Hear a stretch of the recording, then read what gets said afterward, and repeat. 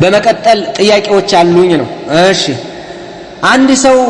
መስጂድ ላይ ተነስቶ ዱዓ ቢያደርግ በተለይ ጁሙዓ ቀን ከኹጥባ በፊት ተነስቶ ቢያደርግ በጀማዓ አሚን ማለት እንዴት ይታያል እንደዚህ አይነት ዱዓዎች ከሶላት በኋላ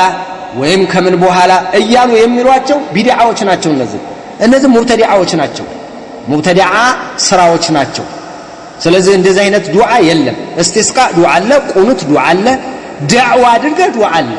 ተነሳ ዳዕዋ አደረጋል ሰው ዳዕዋ መካከል ላይ አላህ Subhanahu Wa Ta'ala ከዚህ ይጠብቀንና አላህ ያብጅልን ይሄንን አላህ Subhanahu Wa Ta'ala ያድርግልን አላህ እንደዚህ ያድርግልን ቢል ዳዕዋ ማለት ችግር የለም ዳዕዋ ይሄ ስለተገኘ አስል ስላለው ማለት ነው ከዛ ውጭ እንደው ድንገት ተነስቶ በረክ ጁሙዓ በረክ هذا من البدعه ይሄ ቢድዓ ነው አይሆንም ይሄ ቢድዓ ነው وإليك طرفا من كلام أهل العلم سئل الإمام أحمد رحمه الله تعالى هل يكره أن يجتمع على قوم يدعو الله ويرفعون أيديهم عندنا ይሄ ያጋጣሚ ተገናኝተው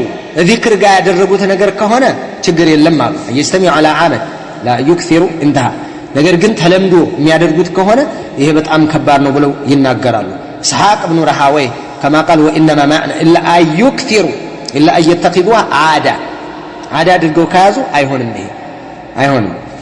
አይሆንም ክልክል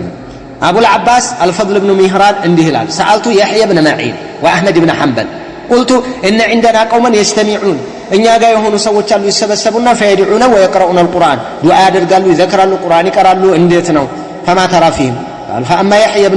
يحيى بن معين እንዲህ አለ فقال يقرأ في المصحف ويدعو بعد صلاة ويذكر الله في نفسه لا راسه يذكر لا راسه دعاء لا القرآن يقرأ قلت فأخذ لي يفعل هذا وندم يكوت هذا እንደዚህ ያደረገ ነው ምን ተመክረኛለህ قال انها كلكلوا توبلوا قلت لا يقبل ارى يقبلኝም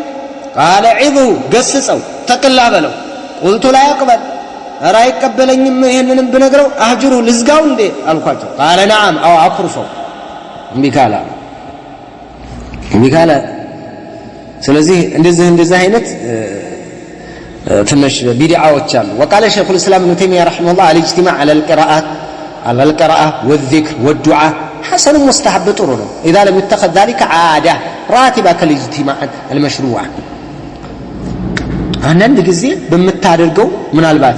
አሁን ዳዕዋ ጋር ምናምን አያይዘህ የሚደረጋለ ብዙ ጊዜ የተገኘ ነው ይሄ ማም ابن عثيمين رحمه الله تعالى ተጠይቀው ነብዩ አለይሂ ሰላቱ ወሰለም ዱዓ ያደርጉ ነበር እንደሚለው በዛ ቢጤ ብታደርግ ችግር የለም በዱዓ መካከል ነብዩ እንዳደረጉት ማለት ነው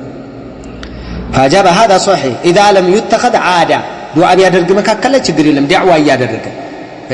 فإن اتخذها عادة የዛን ጊዜ ቢድዓ ትሆናለች ስለዚህ በዚህ መልክ ይከለከላሉ